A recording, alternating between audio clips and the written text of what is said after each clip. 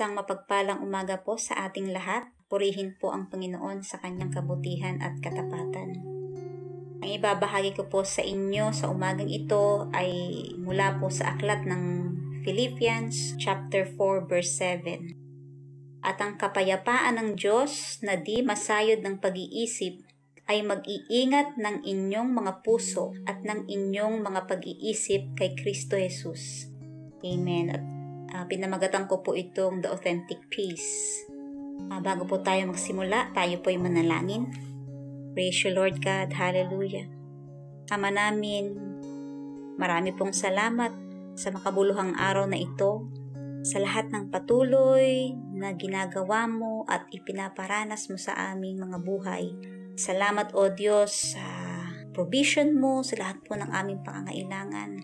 Salamat, O Diyos, sa mabuting kalusugan. Salamat sa iyong katapatan. Salamat sa iyong pag-ibig, Panginoon, na lagi mong ibinibigay sa amin, laging bago tuwing umaga, O Diyos. Salamat, Panginoon, sa kapayapaan na yung patuloy na nilalagay sa aming mga puso.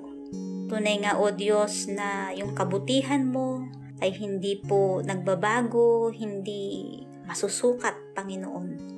Salamat po, O Diyos, at sa oras pa ito, dalangin namin na patuloy mo kaming samahan sa aming pong pag-aaral, patuloy mong buksan ang aming puso at isipan, at hayaan mo, Panginoon, na yung mga salita mo ay lubos naming maunawaan, at hindi lamang po maunawaan, Panginoon, kundi aming pong maisabuhay. Salamat po, Panginoon.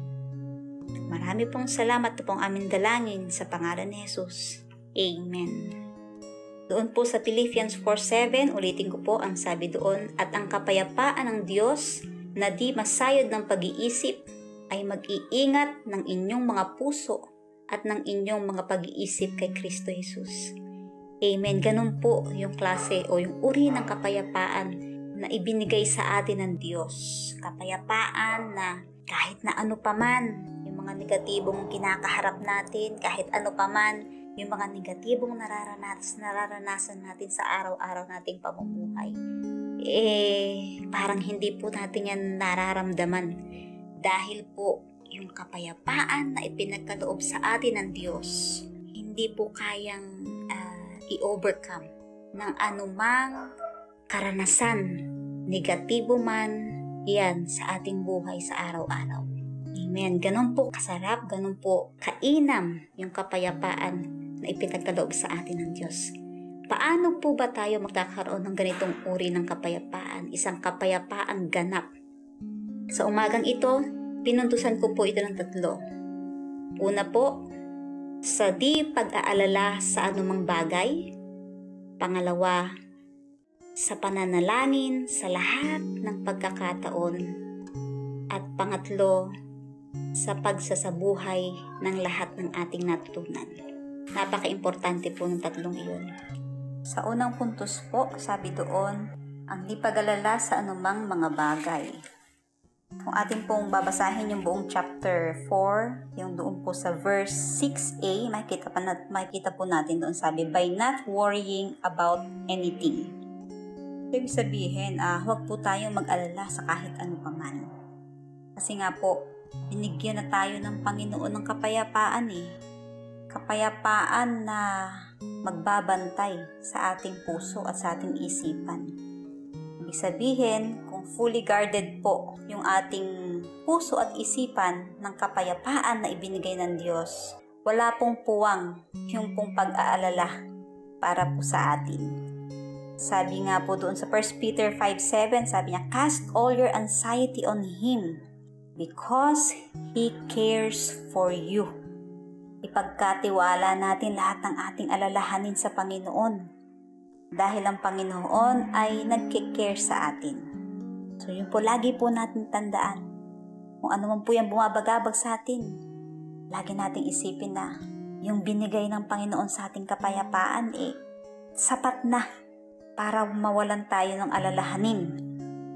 At kung talagang minsan hindi natin napapractice yun, yung peace na ibinigay sa atin ng Lord, sabi doon sa 1 Peter, ipagkatiwala natin sa Panginoon. ano man yung ating mga alalahanin dahil nagke-care sa atin ang Panginoon.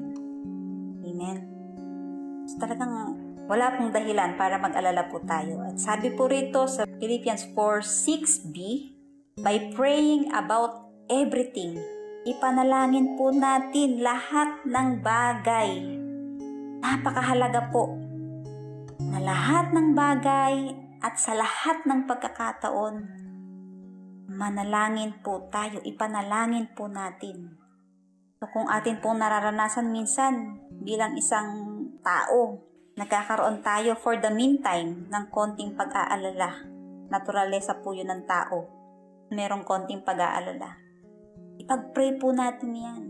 Hingin natin ulit sa Panginoon, Lord, i-guard mo po yung puso ko at yung isipan ko ng kapayapaang nagmumula sa iyo, ng kapayapaang ipinagkaloob mo sa akin.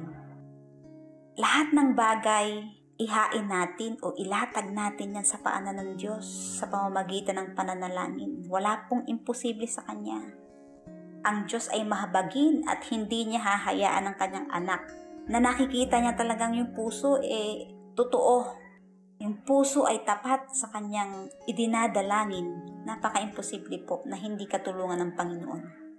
Napaka-importante. Manalangin. Sabi nga po, di ba sa Daniels, pray without ceasing. Manalangin tayo ng walang humpay.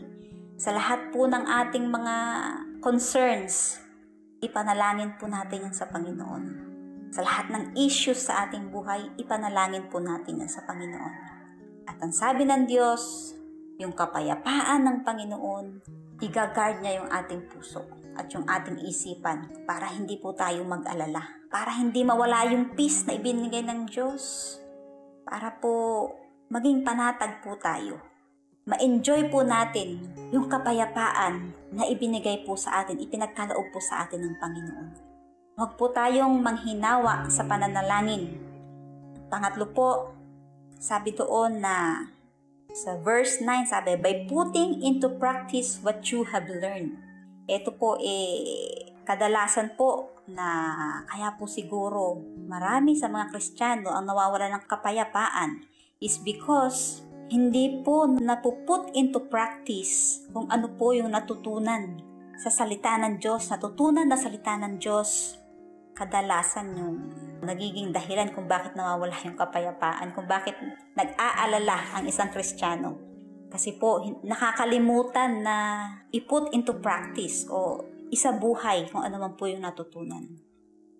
Sabi nga, whatever you have learned or received or heard from me or seen in me, put it into practice.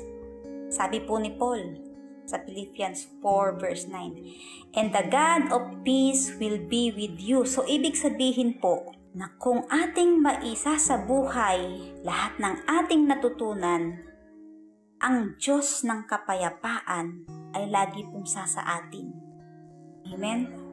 Napaka-importante po na kung ano man po yung ating natutunan bilang isang Kristiyano, natutunan natin sa salita ng Panginoon, ating pong isabuhay.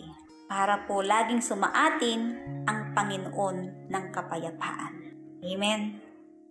So una, huwag tayong mag-alala sa anumang bagay. Kasi ang pag-aalala po, nangyayari yan kapag hindi na po natin naisasabuhay yung ating mga natutunan na ando na po yung mag-aalala tayo. Pangalawa, ipanalangin lahat ng bagay. Pag nakakalimutan na po nating manalangin, andyan na po yung pag-aalala, nawawala po yung kapayapaan. So, yung tatlo na yun, yung huwag mag-alala, at ipanalangin lahat ng bagay, at isabuhay lahat ng natutunan, napaka-importante po sa buhay ng isang Kristiyano. Upang ma-enjoy po natin yung kapayapaan na ipinagkaloob na sa atin ng Panginoon. Yung kapayapaan na magbabantay sa ating puso at isipan upang mawala or hindi tayo ma-penetrate o mapasok ng pag-aalala. Dahil kung pong maayos o gwardyado yung ating puso at isipan ng kapayapaan ng Diyos, napaka-imposible po na yung pag-aalala ay magkaroon ng puwang sa ating mga puso at isipan. Sa akin pong pagtatapos, Sabi po doon sa John 14:27, "Peace I leave with you, my peace I give with you. I do not give to you as the world gives. Do not let your hearts be troubled, and do not be afraid." So yung kapayapaan ay binigay sa atin ng Panginoon, iniwan sa atin ng Panginoon, lagi po yung naandyan. Basta matuto lang po tayong sumunod sa lahat ng kanyang mga salita, manalangin, at iwasan ang pag-aalala. Tunay pong napakasarap na sa ating araw-araw na pamumuhay sinasamahan tayo ng kapayapaan ng Diyos. Ito po yung isang napakagandang biyaya para sa kanyang mga anak. Sabi nga po sa ating talata na binasa o pinag-aralan na huwag tayong mag-alala sa ano paman. Lagi po nating tandaan na ang ibinigay sa ating ng Diyos na kapayapaan ay may kaganapan. Ibig sabihin, talagang tunay, di kayang bagabagin ng anumang sitwasyon ng mundo. Hindi mawawala kailanman yung kapayapaang binigay ng Diyos sa iyo. Authentic, tunay, ganap. Anumang sitwasyon na negatibo na meron ang mundong ito, hindi yan kayang burahin kung ganap at tunay ang kapayapaang ipinagkaloob sa iyo ng Diyos. At nawa po sa akin pong naibahagi sa inyo ay naunawaan po natin kung paano po magkaroon ng isang tunay at ganap na kapayapaan na nagmula sa Diyos. Amen. Hallelujah. Manalangin po tayo. Ama, salamat po sa mga natutunan namin, sa mga salita mo na nagpapaalala sa amin sa panahon ng kami nagkakaroon ng worries, kami ay nawawalan ng pag-asa dahil punong-puno kami ng mga pag-aalala sa aming puso. Sa panahon na ganun, Panginoon, patuloy kaming i-remind, Lord God, ng iyong mga salita na ang kapayapaan na ipinagkaloob mo sa amin ay ganap. Kapayapaan na sapat, at yung ipinagkaloob sa amin ay isang kapayapaan na nagpo-protect ng aming puso, nag-guard ng aming puso at isipan. Salamat o Diyos, tunay nga napakabuti ng iyong mga salita. Patuloy kaming matuto, Ama, na laging manalangin at laging ipagkatiwala sa iyo lahat ng sitwasyong meron kami, Panginoon, sa aming mga buhay. Lahat ng issues, Panginoon, na meron kami sa aming buhay. Matuto kaming ipamuhay lahat ng mga itinuturo mo, lahat ng mga salita mo, O Diyos. Matuto kaming ipamuhay ang mga iyon. Huwag mag-alala. Huwag kaming mag-alala, Panginoon.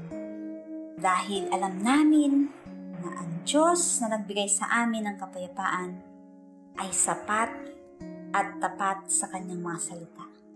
Salamat, Panginoon, sa iyong mga salita at pangako. Lagi, Panginoon, natulungan ang bawat isa sa amin na manindigan sa iyong mga salita. Patuloy na panghawakan, O Diyos, ang iyong mga salita. Patuloy, Panginoon, na isabuhay, O Diyos, ang iyong mga salita. Salamat, Panginoon.